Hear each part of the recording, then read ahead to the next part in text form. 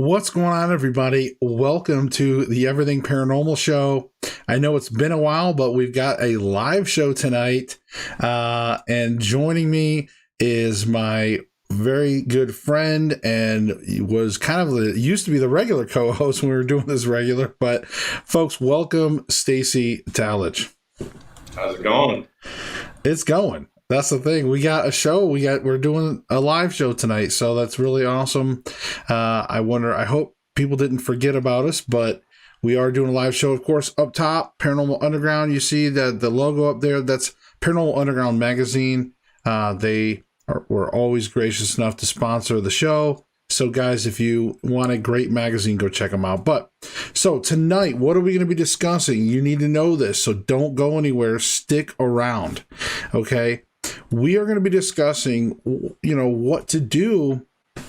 And let me kind of put this in context for you guys real quick. So I get a lot of people that they have paranormal investigations done.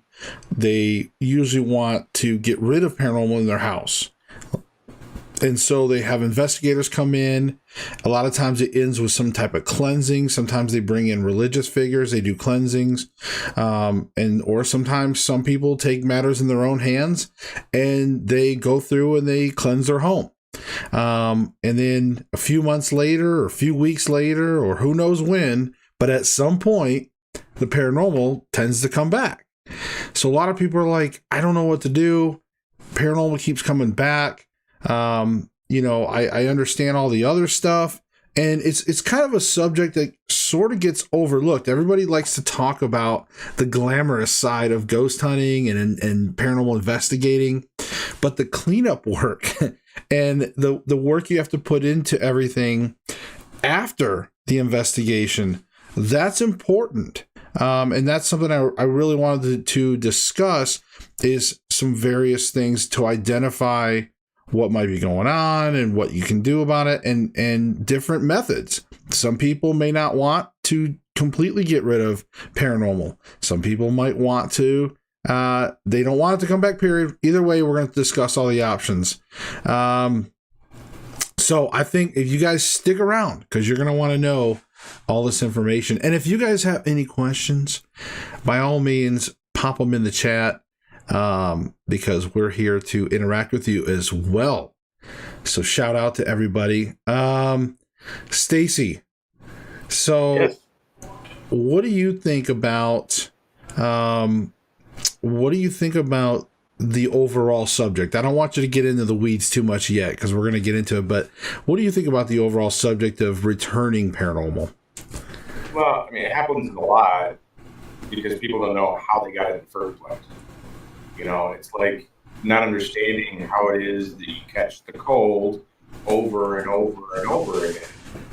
And it's because you're not washing your hands, or you're going to areas that are not the cleanliest places in the world.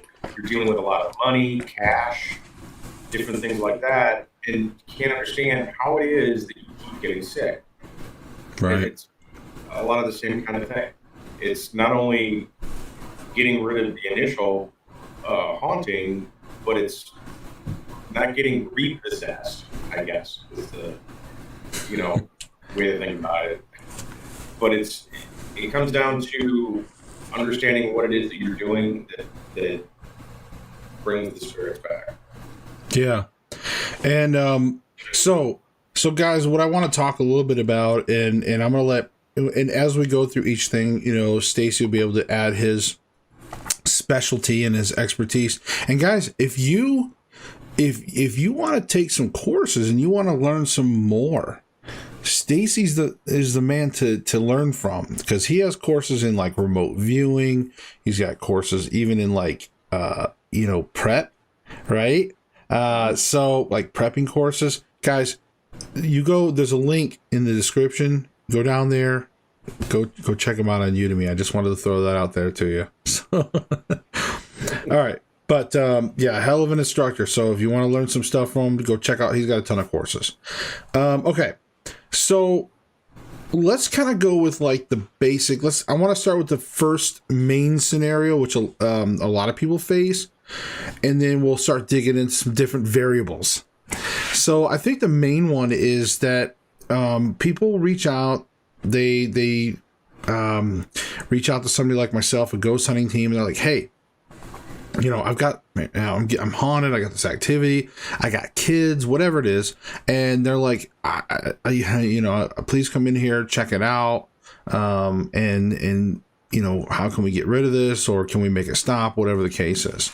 So we do the investigation, and whatever. And let's just say we cleanse. And I don't want to even say we, because I didn't do a lot of cleansing during my residential investigations. But in any case, let's just say another team goes in and they cleanse it. Okay. Even assuming they use the right type of sage and everything, right? They run the spirits out of the house. Okay. They sweep through, they do it. And I'm going to assume, let's say they do it correctly. I'm not even trying to say that they did it wrong. Let's say that the paranormal team does it right. And then, of course, maybe 3 months go by and the family starts noticing paranormal. And they're like, what the heck? These guys must not have known what they're doing. And they bring another team in. The same thing happens. Ghosts come back again. They bring in another team. I mean, and the cycle just keeps going. And either the family by then is getting even worse mentally, because that puts a stress on the family. When you have paranormal and situations that people don't want, it's very stressful, and they can lead to family arguments, maybe violence. I'm not condoning that. I'm just saying, all the above, it's not good. So Stacy, I'm going to go to you first on this. So after somebody has their home cleansed, what could be, let's go with the scenario that the people do not want paranormal back at all. What would you recommend to them? Well, cleansing the house is not the alpha and omega of paranormal. You have to seal the property. You have to seal the location. So, like a gate. I mean, it doesn't really matter if you shoo everybody out the front gate if you don't close the gate behind you. Right. You gotta ward it off. And most cleansings don't end that way. Most of them are, just people doing sage, which is wrong, first of all. But most people do sage. The spirits run off into the woodwork of the property, and it's quiet for a while. But like cockroaches, as soon as you turn off the lights, they're back at it. When you cleanse a property, the first thing you need to do is recognize that sweet-smelling stuff, like white sage, attracts spirits. That's what the Native Americans use white sage for in their sweat lodge rituals.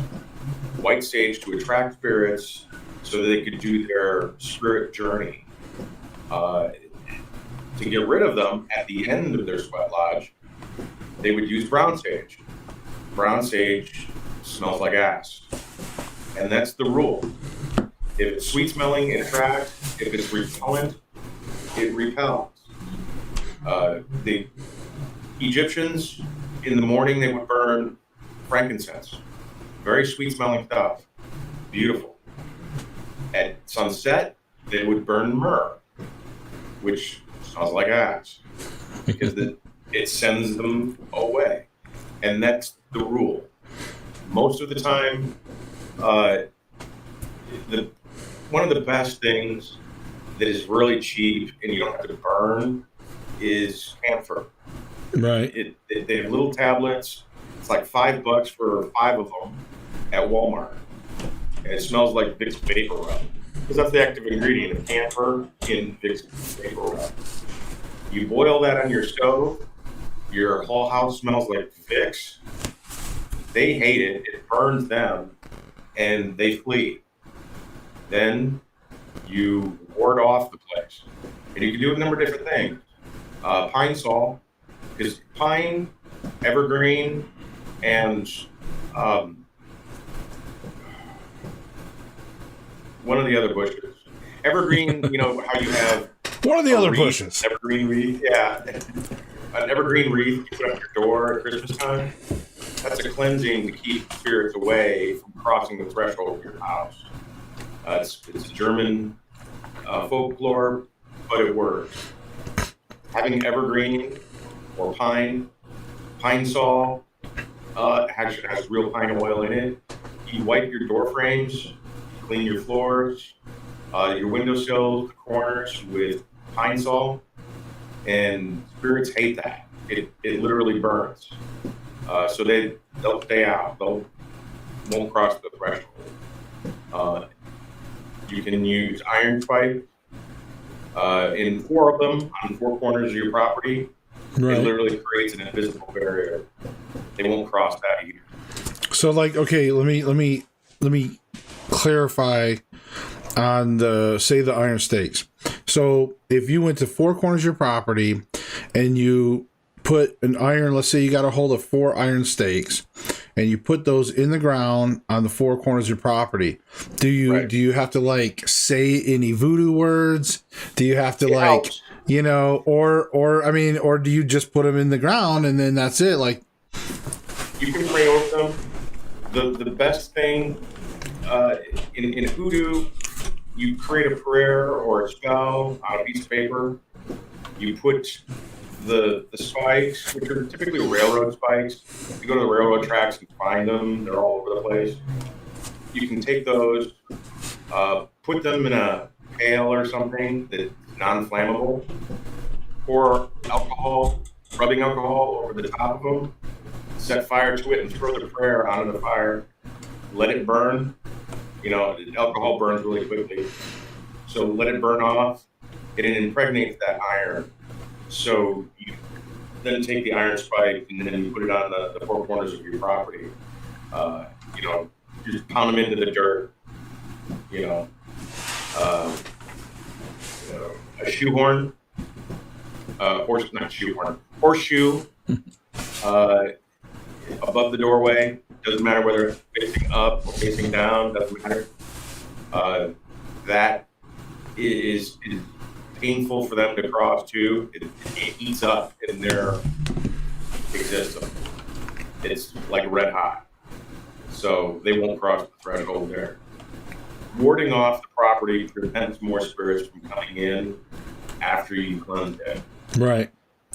So now, and that's one of the things I wanted to bring up to people is that, look, if let's just say you don't have the iron stakes, like Stacey was saying, you can regularly clean your home with pine sol throughout the home, and of course even having some real evergreen stuff like that. Those are also good things you can do to try to warn off. Terry Lynn popped in the chat. She said, hi there, just letting you know that she's going live. So good. I hope you have a good show. So in any case, but yeah, and now I lost my train of thought because you brought that in there. But anyways, so okay, here's another thing I want to bring up. So guys, here's another thing, and this is something I commonly will see with people, and that is, if there's some people that they say they want the paranormal gone, but they really don't. Okay, so I just wanted to address that as well. And I'll talk about it, and I'll let you talk a little bit on it, Stacey. But Auntie Elizabeth, hey, how's it going? So if you, again, there's some people that I don't know if it's I'm assuming from what I noticed over the years is it seems to be an attention thing. So they like the attention. They have something wrong, or they believe they have paranormal, whatever the case is. Maybe they really don't. But I've gone to quite a few homes that have actual paranormal or found evidence of. But sometimes the clients, sometimes they continue to have problems, and they seem to crave that attention, whether it's the same team, whether they move on to other paranormal teams. But despite giving them the best solutions to their problem and teaching them how to handle it, they still move on to other teams seeking that attention. So, guys, if you're one of those people, just know you're going to continue to have problems because you want the attention. So, but I just wanted to bring that up because sometimes you will hear teams, like you'll hear, you'll just watch other paranormal shows and you'll hear about some of these people and how they had a problem, and then they had a team come in and the team, did all this stuff. And then you have another, the paranormal came back and blah, blah, blah. Well, keep in mind, listen to that with a grain of salt. Those people probably are seeking that attention, even when they don't seem to be. Okay. Most likely they're looking for the attention. One of those like, don't look at me, but look at me. Don't look at me, but look at me. So Stacy, what do you want to add on that? Well, yeah, a lot of the stuff has to be invited in the first place. And if you keep re-inviting, they're going to keep coming back. It may not even be the same spirits. It could be spirits that were there, no longer there, but now you've invited more in that are completely different. Just because you open up a portal and it's still ongoing. And you don't want to get rid of it because, you're a cat lady and you're really lonely for friends. It could be any number of reasons that you just want someone there, and it doesn't really matter who or what. And then you get freaked out when things start happening, and then it's just an endless cycle. You have to decide first and foremost that you don't want it. Right. It really comes down to that. There's, couples of situations where I've seen where they have paranormal teams come in to verify that the place is haunted, but then once the paranormal team leaves, they turn around and start renting out the house like an Airbnb for paranormal investigators. They charge them money to come in and investigate. Sort of a, weekend warrior. But first they have to verify whether or not it was haunted or not. Right. They keep, talking about, woe is me, it's haunted, I don't know what to do. And teams keep coming and showing up and paying to be there. Because it's a thing now. Now, I would also say, there's another section I want to cover a little bit as well. I mean, one is, and just to recap for some of you, look, if you don't want it, look, Stacy's got some wards, some things you can do, and it works. Okay. Now, if you're a paranormal team and you're watching this, if you're a paranormal investigator and you're watching this, look, I know what it's like. There's a ton of investigators I talk to. They don't always have the breadth of knowledge to handle those things. So don't be ashamed. Like, there was a long time where I just did investigations. I helped people out, and that was it. I didn't cleanse their house. I didn't help them with anything after that. I'm just like, yeah, I can see you got the spirit here, blah, blah, blah. If you want protection, get yourself a crystal or, pray to Jesus, whatever. I just gave them, advice on how to really protect themselves, not so much get it out of their home or things like that. I just, and I thought I was doing good just by teaching them how to deal with it. Right. But I didn't know for the longest time. And then over time, over years, you start learning more and more just from just doing it over and over and being in those situations. It happens. And then, of course, there was an explosion of knowledge in the industry as far as people sharing and internet and all that stuff, So, and then I even met people like Stacy who are not so much on the investigative side, but who know a lot more about the backside of things.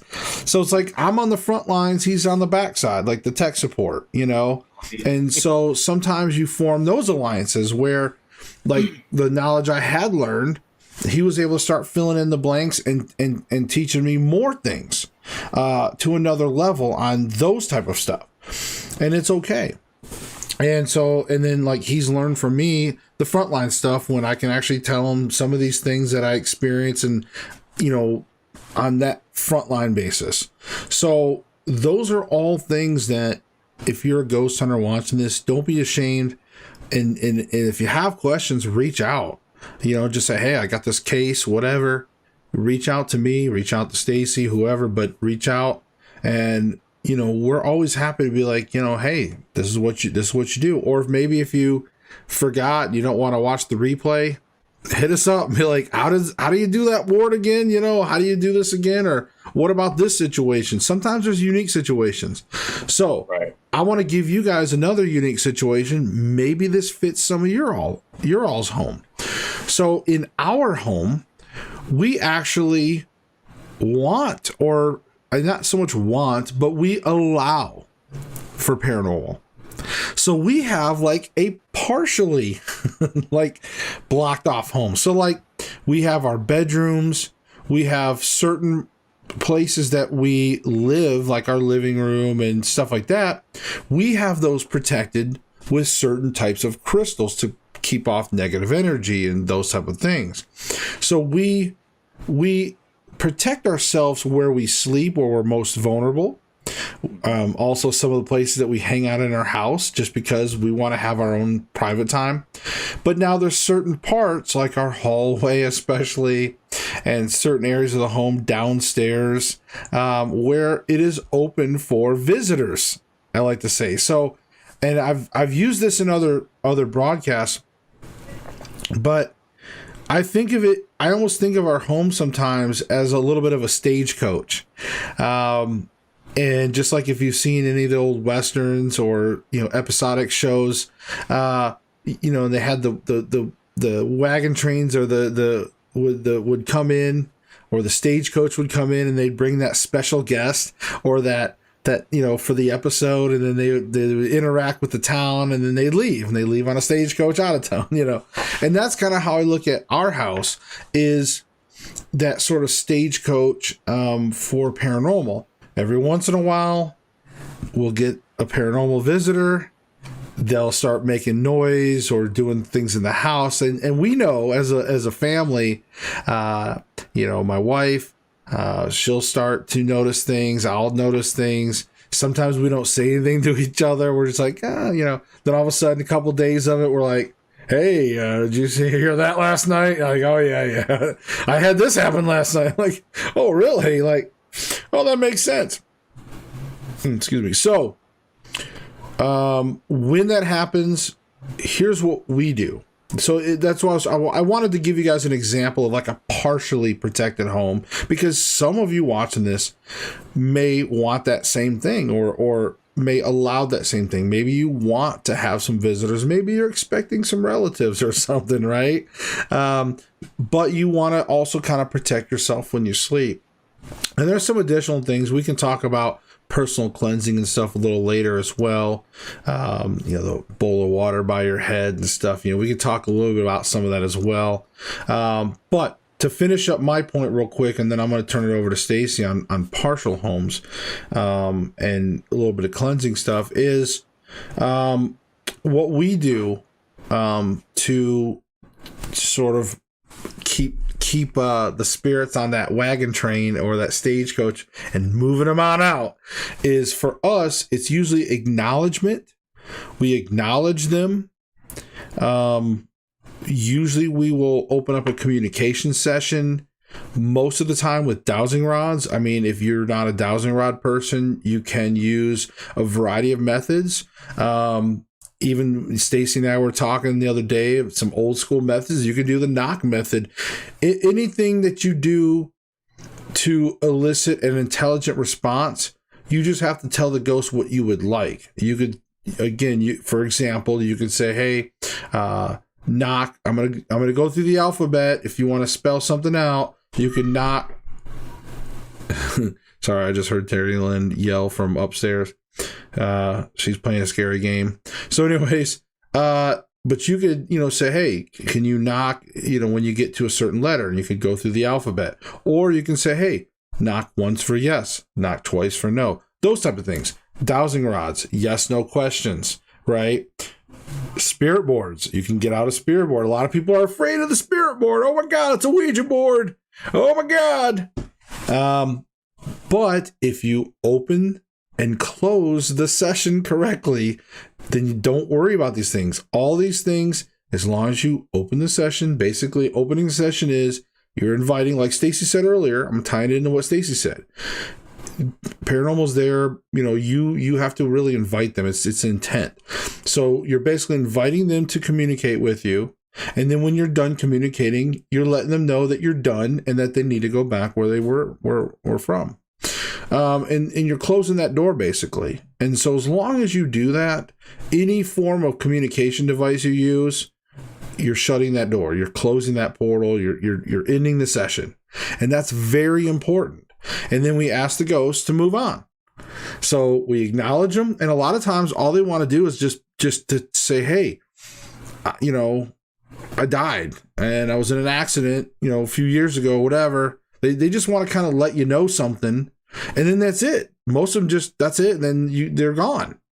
And we don't hear back from them. Then we get a new ghost, later on. And so I just wanted to let you guys know of that. There is those situations. And if you have that same situation in your home, then that's how you can deal with that as well.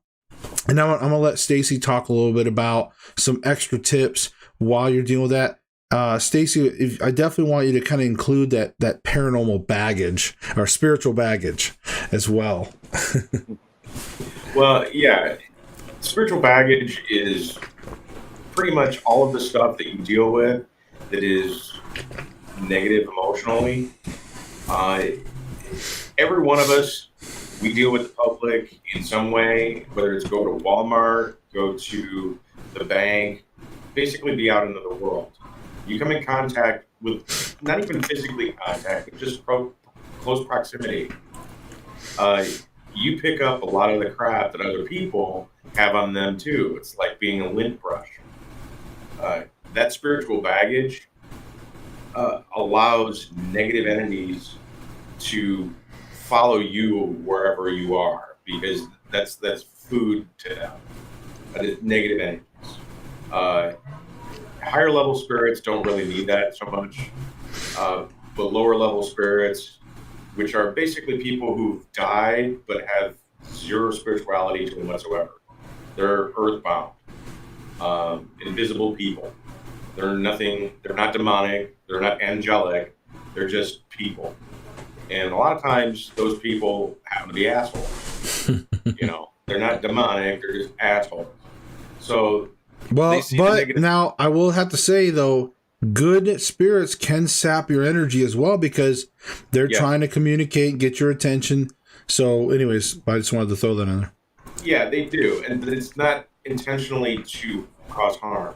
It's just what they use. Because spirits are not so much energy, but information. They're in pure intelligence. They use the energy that's in the atmosphere and around them. They manipulate it, because the first law of thermodynamics is energy cannot be created or destroyed, only transferred. That's what they do.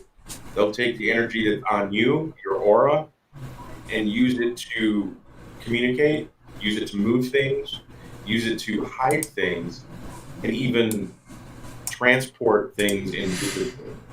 I was reminded of that quite recently. Somebody had, literally, they put car keys down on a table. They turned around, turned back, and the car keys were gone. They didn't fly through the air.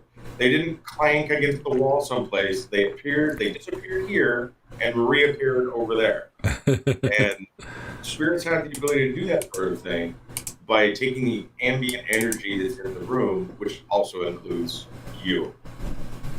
So being able to cleanse yourself of any kind of negativity will help you not bring those kinds of spirits home.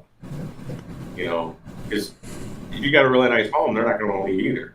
So cleanse yourself. It's like spiritual hygiene. It's like brushing your teeth or changing your underwear. Right. You want to be able to cleanse yourself of the negative energy, especially if you're out in the world a lot. Salespeople, in the service industry, like food industry, You're dealing with waitresses, dealing with a lot of different people, even cashiers who deal with dirty money. There's a lot of, not just bacteria and viruses and things like that. Money in it itself is dirty, spiritually and physically. So you want to be able to cleanse yourself with spiritual baths, which most spiritual baths you can get, at Bed Bath & Beyond, the aromatherapy type baths. Those are actual spiritual baths. And take a shower. Water. Like just taking a shower, you dirty fucks. Yeah. I'm just kidding. But no, take a shower. Go there with but even just the act of taking a shower with even some of the soaps, like the Florida water soaps and stuff, like right. The running water creates negative ions. Negative ions actually are good for you.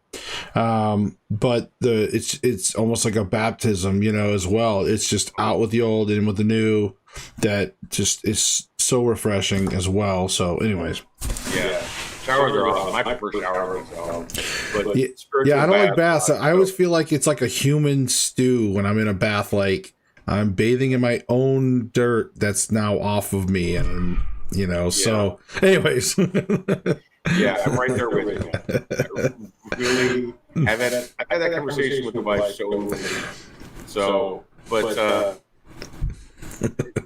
Having the sweet smelling stuff, like I was saying before, rose water, flower water, Florida water actually has all the kinds of things that you need. It actually has some cinnamon in it. So you don't have to bathe in that. You can just, use that like you would a cologne on all your shower points and then wiping it off.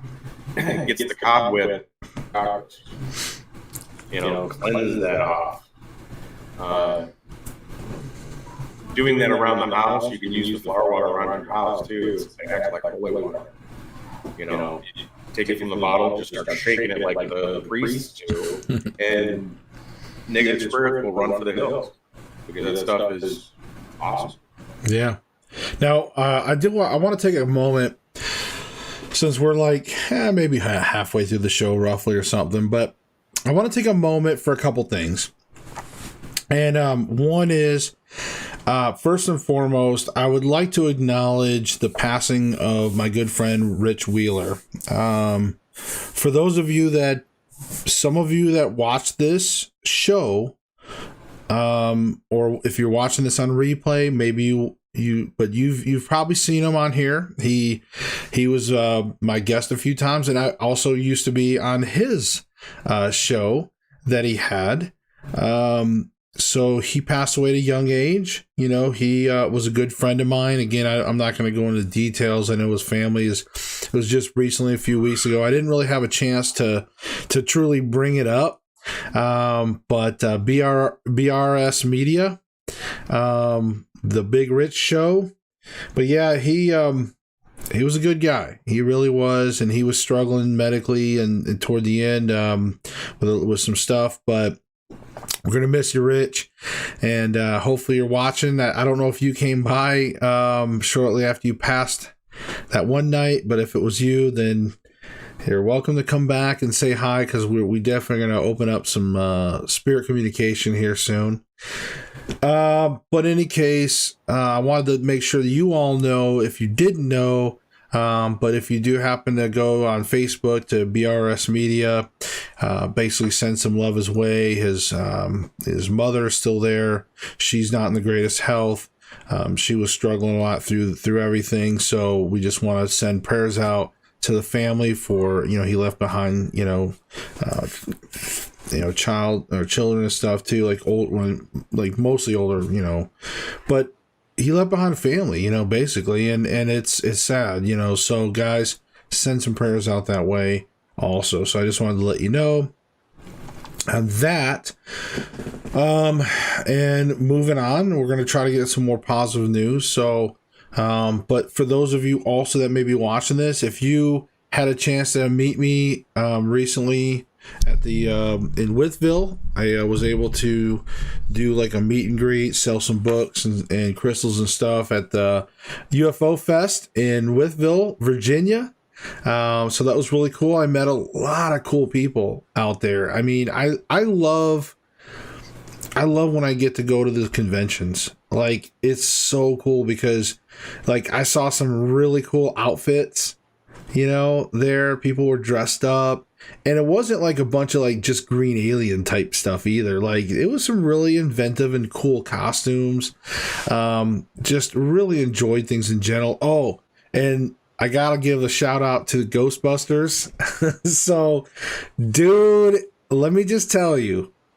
So I'm in the corner. I'm like in the back corner of the convention because I wanted to be. You know, I'm like, I wanted to be in the corner, you know, things like that. I had this booth set up. I had a projection screen that was showing like my, you know, how you guys saw my intro in the beginning of this. But I had like those 5-minute previews from Paraflix. I had like all of those on like loop. And I had like a Bluetooth speaker going. So it was really cool. I had my own little party going on in the corner.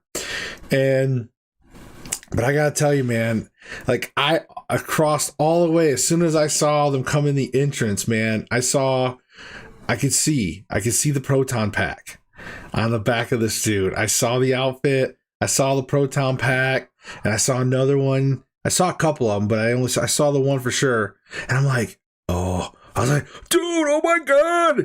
Like, I was fanboying over like anybody that dresses in like Ghostbuster stuff, man. I love it. So he made his way to me, came over to my booth. I was like, dude, now I will say I did mess up because I didn't do the selfie with him. I didn't do a selfie with him.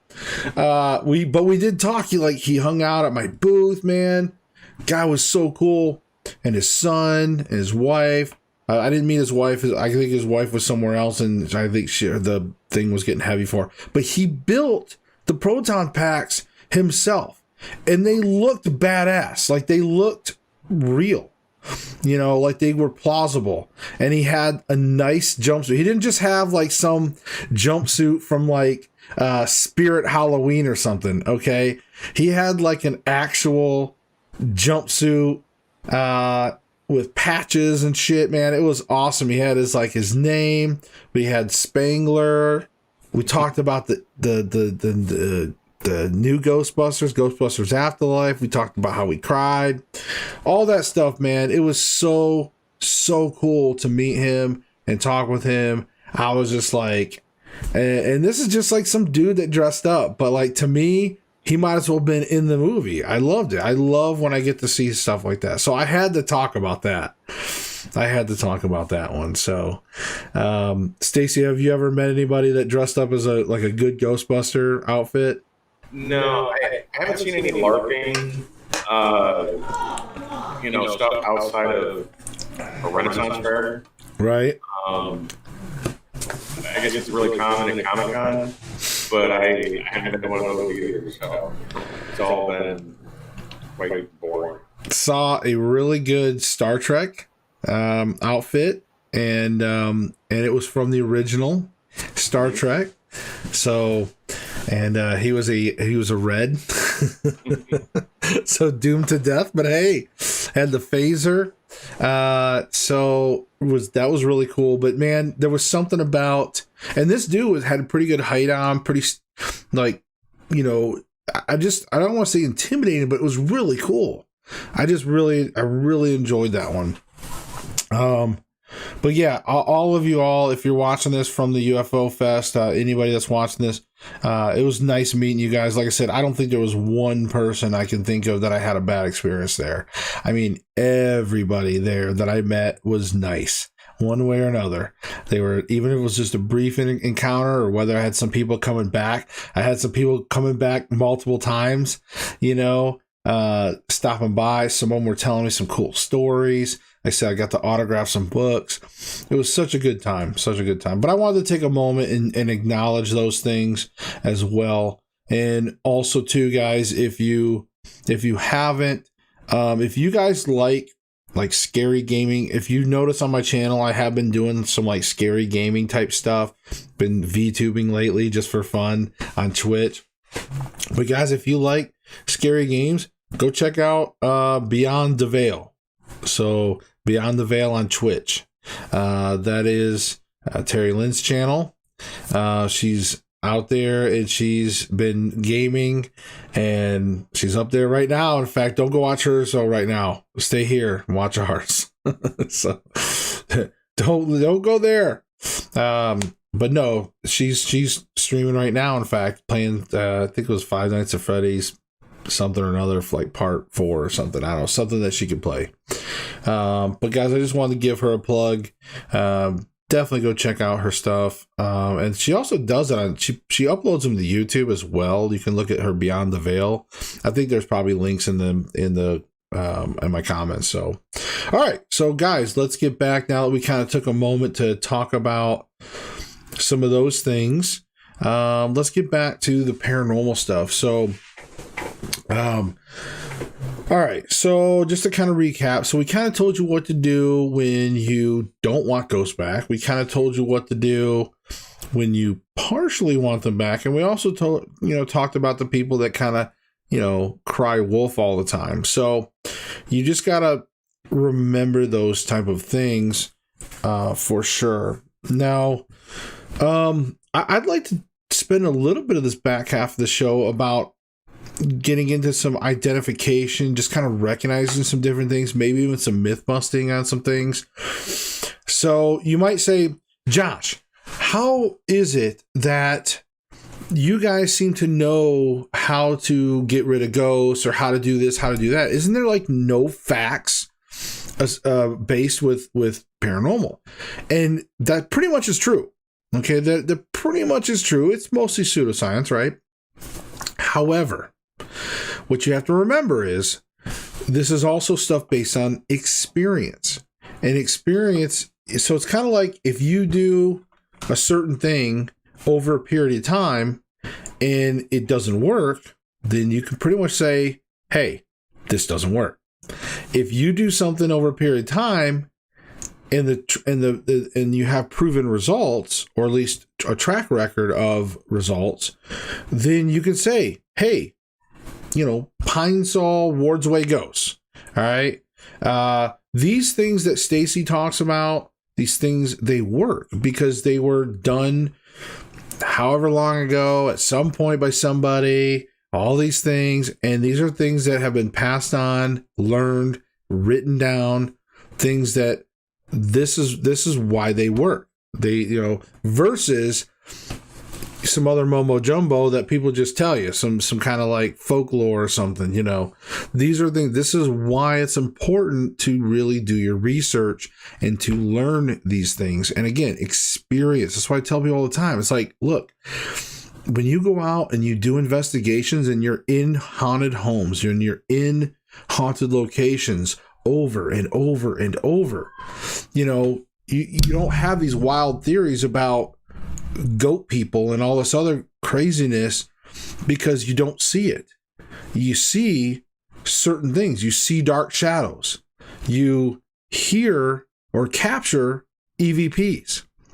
You hear certain noises. You get certain interactions. There's certain things that happen time after time after time after time.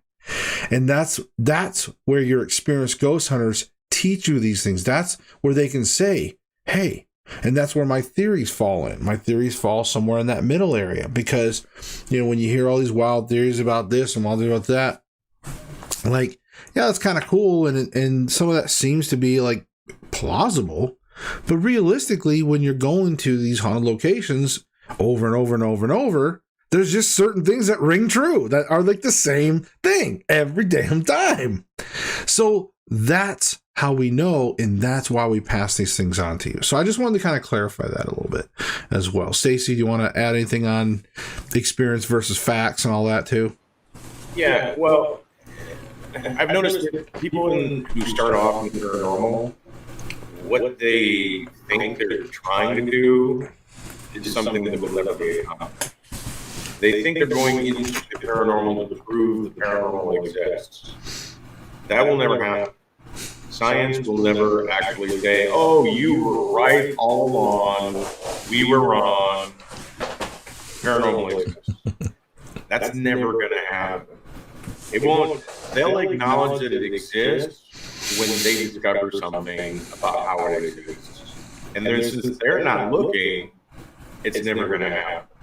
So don't go into the paranormal as a team or whatever to get that awesome shot or to get that thing to move or some REM pod to light up. You prove that the paranormal exists, because really what you're doing is masturbation.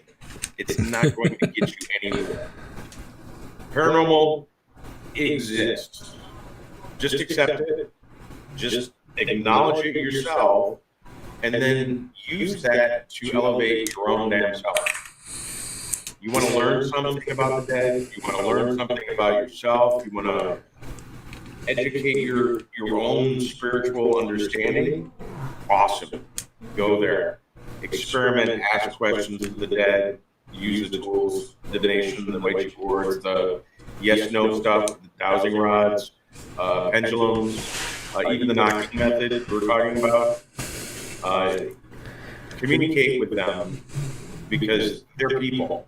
Yeah. They're not demons, they're not angels, they're people. And they can tell you things that you don't know, even the things that you don't know about yourself. So work with them, develop your senses in that regard, listening, feeling, smelling, tasting. All of your sensories are actually part of the divination process. Yeah. Use your EVPs, different things like that. But don't go in there thinking you're going to get that awesome ghostly figure picture or the shadow figure, and you're going to be the one that makes the discovery, because no one's going to be impressed. Yeah. You know? And like, look, I'll show you real paranormal right here. Okay. This is my this is my video recorder or audio recorder, and this is real paranormal. Now I'm going to play this for you. Hold on. I got to fast forward. Hopefully I don't over fast forward.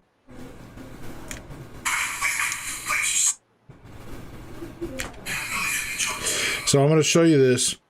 And this is, if you want to see more, check out my behind the scenes special on this. So this is me and Brian investigating the Kelly farmhouse.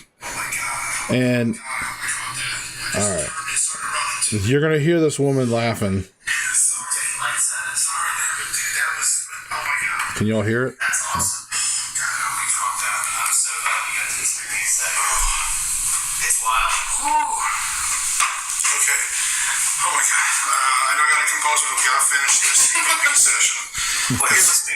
Do you hear that woman laughing? Yeah. So, okay. So I'm just going to play it once because it's so hard to rewind on this little recorder. So that is raw audio. Now, here's the thing. If you weren't there, then there's a good chance you're probably going to be like, I don't believe it. Well, I mean, I get that. But like Stacey said, like there's never enough evidence for the skeptic, right? So, or the cynic, I should say. But like that one there, to me, that's hardcore proof. Because not only did I capture it on the raw audio, on the audio recorder, but I captured it on the camera raw audio. 2 separate devices with a woman laughing so loud that she's actually laughing louder in decibel form than Brian or I. And if you see where this, I'm holding the camera for one, me and Brian, and you can see in the video clip the it's right there on the fireplace mantle. So this woman is like right there. Okay. And you can hear it on both. So I did a behind the scenes special, guys. You can check it out on my YouTube. Just go into my videos. You'll see it's not that long ago. And excuse me. And you'll see where I did this whole behind the scenes on it. And I show you both the raw stuff. But guys, that was one of my first tipping points, was hearing my very first EVP for myself. When you control the environment, you control the everything, and for a fact you're the only one in that home, and you get a recording of a voice, somebody laughing, whatever it is, It's crazy to me. And that proves to me, because, you might say, well, Josh, what if it was like bleed over from another digital file? Well, there was 2 separate recordings, 2 separate things. You have your audio, you have the audio, and you have the camera. Both devices picked up the same exact thing. And also the volume shows you that it wasn't somebody that was, we know that there was nobody there. Nobody can sneak up that close, that loud to our devices anywhere close to us, because it was in the middle of the night. We're in the middle of that farmhouse, and there's no windows. You can hear everything. You could hear if anybody was to sneak up, and we never even heard it. So to have a woman laughing that loud on 2 separate devices, that shows you there's something on the other side. Now, what it is, that's where you can argue and debate and all that stuff. But there's something there. Now, like I said, STACEY doesn't matter. STACEY was talking about this. It doesn't matter what you have. You capture the dark shadow. You capture an EVP. None of this stuff's truly going to matter. Nobody's going to truly believe you. We'll never be able to prove it. I personally think, for me, because I was there, I know that recording is legit. I know there was no other woman there. I know the conditions. There's no way. And to me, I know that that's proof beyond a reasonable doubt that there's something beyond, and it's amazing to me. But that's real evidence. That's real evidence compared to when you see some of the other crap on YouTube. So some of that stuff on YouTube, man, like the chairs flying and all this other crap, man, you never see that stuff. You don't see that stuff. Well, you do occasionally. I've seen tables dance. Well, I mean, but at the same time, that is rare. And when it happens, you're doing it for a reason. They're not doing it to boogie boogie. They're doing it to affirm your belief, for your understanding. It is really meant for you. It's not meant for you to capture. It's meant for you to understand. And like what you're saying, you're at EDP. No one else was going to believe that except you, because you were there. You experienced it firsthand. That's what a lot of spirit communication really is about. It's communicating with you, to let you know something. And it could be somebody you know, somebody you don't know. Right. That part doesn't really matter. It's the message that's important. And I want to also take a moment. Let's clarify a few myths. Maybe there's some ones that you can think of. So I'll go first. All right. We'll each do a myth if you can think of one. So I'm going to think of one right now, and that is, if you get scratched on an investigation, if you get scratched, it automatically means it's a negative ghost. That's not true. That is not true. Now, I want to, the best thing, I just want to add to that by saying that the reason why I say that is because spirits in general try to communicate to you. But you have to remember, these spirits, it's not like they have a body. They don't have their energy, right? They have to figure out how to communicate to you. It doesn't mean that they, know how to do it. Some may learn how to knock, and then that's what you'll hear a lot of. You'll hear knocking. Some might learn, certain things. Some may scratch you, but it may not be intentional, but that's the only way is they can generate enough power to, like, hey, I'm going to try to touch you. Like, oh, it scratched me. It hurt, But it doesn't mean necessarily that it is a demon or a negative energy. Okay? So just keep that in mind, that if you get scratched in your home, don't think that you have some kind of, ghost that's like, I'm going to kill her. It's not always evil. That's a myth. So, Stacy, you got a myth for us? Yeah, the Get Out EDP or the F-bomb EDP, like fuck off. Spirits may not be talking to you. they may be talking to other spirits in the room who are trying to disrupt the session that you're having. And they get upset at the other spirits, tell them to get out, but your EVP picks it up. They're not talking to you directly, you know?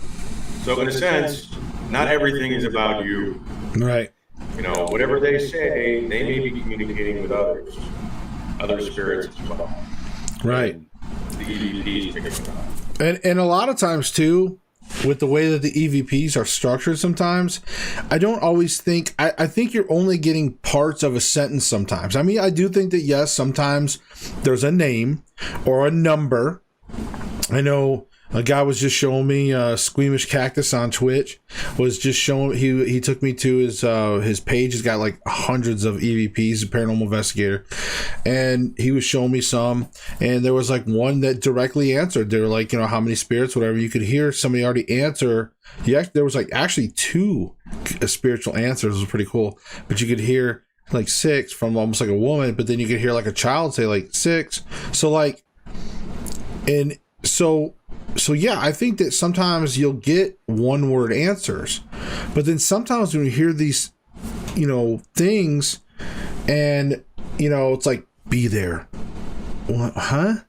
Be there? What the fuck does that mean? Like, be there? Well, I think that it's probably part of a sentence, but again, only the be there part was able to translate over into our world from this, like, physically manifest from the amount of energy. You know what I mean? It was like that peak point of, that's all that could make it over and manifest, you know? So that's what I'm saying. Like, and that's why I'm glad Stacey brought that point, because you might hear get out. You don't know if they're saying, tell these spirits to get out, or tell this ghost to get out. And all you hear is get out. And you're like, he's telling me to get out. Here, like, stop, people. Like, don't always go by the literal thing of what they're saying sometimes. I mean, if it fits, then chances are yes. But if you say something and it doesn't seem right, it could just be part of a sentence that you just don't understand.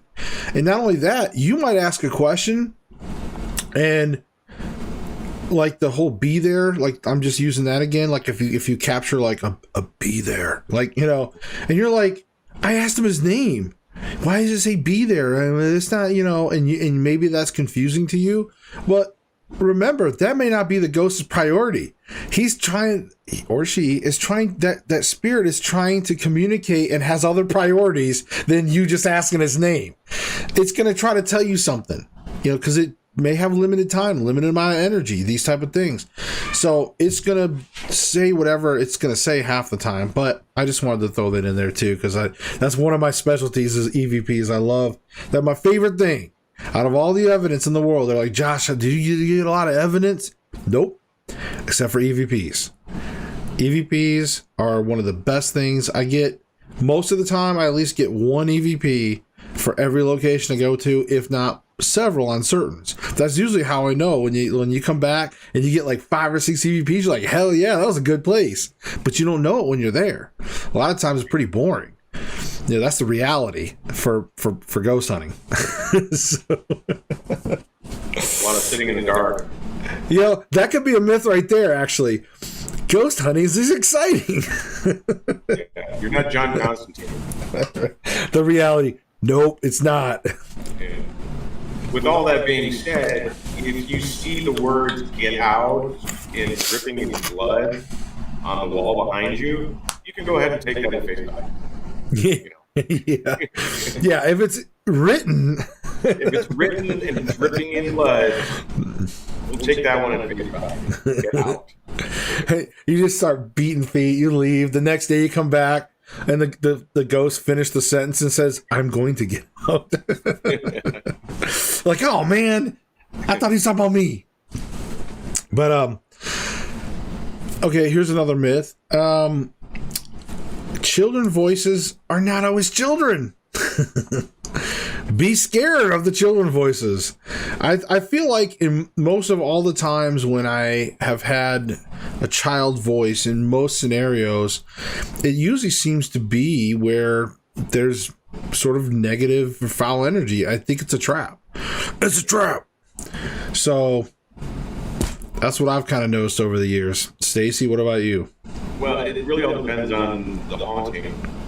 If you're investigating an orphanage that, had a huge fire and there were 20 children that were, killed in the fire, chances are pretty good the children's voices are hearing back.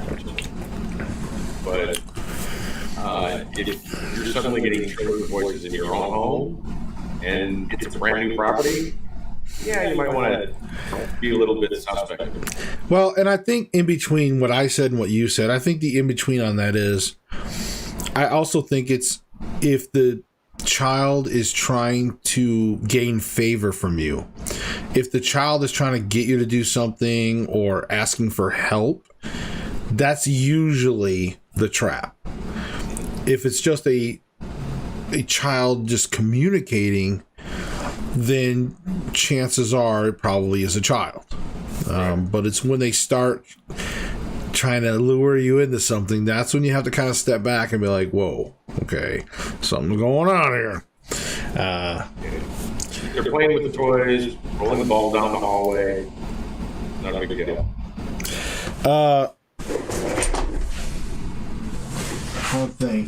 I don't think I used to have it like right near me, and I don't. I only have my audio. Stacey, do you have any other myths while I look for something here? Possession. Not all possession is demonic. Some possession is an aptitude that you make, similar to being clairvoyant or clairaudient. Transmediumship it's rare, but it does happen. Being a transmedium allows a spirit to borrow you, and they don't actually enter you like where you use a meat suit. It's more like a remote control from the back, the third eye in the back of the head. They use you as a marionette to communicate ideas or whatever through a trance state. Becoming in a trance state is also voluntary. They can't come up to you and start mounting you or possessing you while you're walking down the street without you. But you give permission. Doesn't mean you get to freak out after that. You gave that permission. They are not malicious. Just because they're borrowing you a little bit to communicate ideas to someone else. So. There you go. Now, here's another myth. This is a K2 meter. This is not a ghost finder. This is not a ghost detector. Okay? Now, this measures EMF. Okay, now, there's two main ways that you use this in investigation. I'm talking real investigation. I'm talking about for TV or whatever. There's two ways you can use this. One is you go through and you investigate a home and you're looking for high amounts of EMF. Why would you look for high amounts of EMF? Because I did a special on this. High amounts of EMF can lead to hallucinations and things like that, okay? Which can cause what you think is paranormal. So, this is important. Now, there was a case, our good friend, late friend, Bob Fountain, God rest his soul, he was telling me about a case they had where, they were going through this couple. They had paranormal experiences every night they went to bed. They were having paranormal, not in the daytime, not any other time, just whenever they'd go to bed. Well, after doing an EMF sweep, guess what? They had high-ass EMF right around the head area of their pillows. Why was that? Because there was an outlet right where the bed was. There's an outlet right there on the wall that was like really bad wired and was throwing off like EMF like crazy and all that stuff. It was a bad outlet. So that area where they were laying their heads at night, they were exposing themselves to really high EMF So they would fall asleep. That this exposure was happening every night, So, the couple accepted that, and they had the outlet fixed, and there you go. They stopped having a bunch of paranormal. So that is a proper way of using the K2 meter. Now, the other way is you can use this as a communication device. You can ask spirits to light up the lights. Say, hey, can you make a couple of those lights? Can you light this up? Can you walk up? Can you touch it? Can you light this up for us? And you can have them walk up. And if you see the lights, move up, ask them again. Can you do that again? You can use it as a communication device as well. But when you walk around with this thing during an investigation and it pegs out or whatever, doesn't mean that you hit a ghost. Like, oh, it's just right here in this one spot. Well, I got news for you. EMF moves around.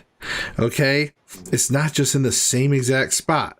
Okay? It moves around. There's different conditions and it can move around. It can be there and then be gone. So you really can't say it's a ghost in this one area. It's a ghost over here. Same thing with temperature. In my opinion, cold spots, not a big fan of it because cold spots is natural. Hot spots is natural. EMF, man-made, but natural. Even earth-made too. But all that stuff is sort of natural occurrences. So if you're going to use a K2 meter, like I said, the big myth out there, you see them all the time. Oh, there's a ghost right here. Look, it's going off. No. So, Stacy, what do you got? You got another one? You got one you can think of? I think you hit the biggies. Because there's a lot of misconceptions about a lot of different things. Like I was talking about with the cleansing the sage, the white sage as opposed to brown sage.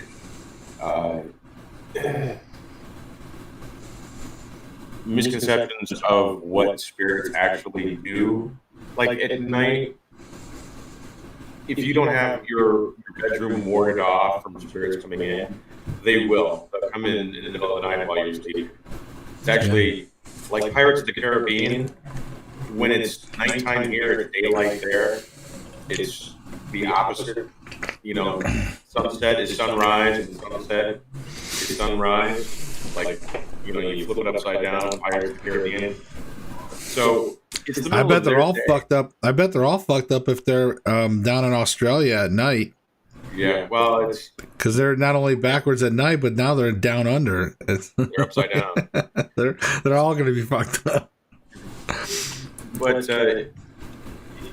if you are being visited frequently while you sleep, spirits who may be family members who love you, who don't want to do anything harmful to you, accidentally do so by draining energy and moisture. Water is one of the few things that they can actually manipulate quite easily.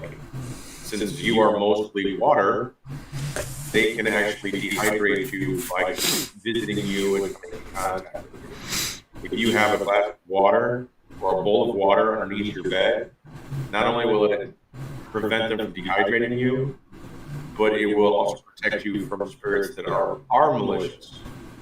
It'll prevent nightmares, different things of that sort that are often attributed to evil deities or evil spirits. The sleep paralysis, what they used to call riding the witch, where it would literally feel like you had a witch on your chest and you were unable to move, in the middle of the night. That's what they used to call it, riding a witch, sleep paralysis. If you experience that sort of thing, it's actually a normal process of a sleeping state. Swallow. Because it's the only muscle that is not subject to the sleep paralysis. Once you swallow, it's a signal to the rest of your body that you're awake, and the rest of you will instantly be able to move. The sleep paralysis goes away. Essentially, what sleep paralysis is that you came out of deep sleep too quickly. You consciously woke up before the rest of your body did. So what happens if the witch is riding you? Yeah, well, that's what it feels like. She's riding you, right on your chest. Right? Swallow. And sometimes you'll even see like something with your eyes closed. It'll be somebody like, right up on you, and you're like, ah! And that's what makes you wake up, but you can't move. If you swallow, then you'll be able to move.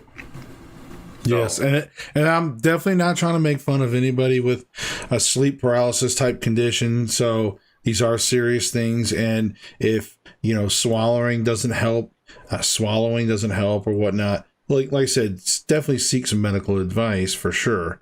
Don't think I was making fun of you. I was just talking about because Stacey was talking about riding the witch. I don't know. Anyways, my mind, I'm bad. Okay, I'm bad. That's what they used to call it. I can't, Right, I know. That's okay. I'm just a bad person. So, but guys, we're gonna start wrapping up the show.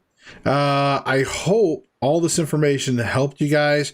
If we missed something, if you have other questions, by all means, comment down below. I mean, we're always happy to hear from you. I get comments all the time from people. I don't mind your theories. I don't mind what you say. Like I said, just keep in mind, guys, that, I've been doing this for now 30 plus years. Stacey's been doing this for years. Guys, we've been doing this stuff for a long time. So a lot of stuff that we tell you is sound advice. Don't get suckered into some other stuff. There's some people out there that are willing to just risk it on stupid things. If you have problems, you have questions, by all means, reach out to us. We're always happy to help you guys out. I hope you guys enjoyed the show. Please like and subscribe. Go to Stacey's Udemy stuff and go check out his courses. Go to Paranormal Underground magazine. If you want a free magazine for an entire year, once a month, that comes in your email. It's digital, it's gorgeous, fully illustrated. Guys, Paranormal Underground magazine. Tell them Josh sent you. All right. But for the rest of you out there, I hope you enjoyed everything. And remember, seek the truth. We'll see you in the next video. Peace.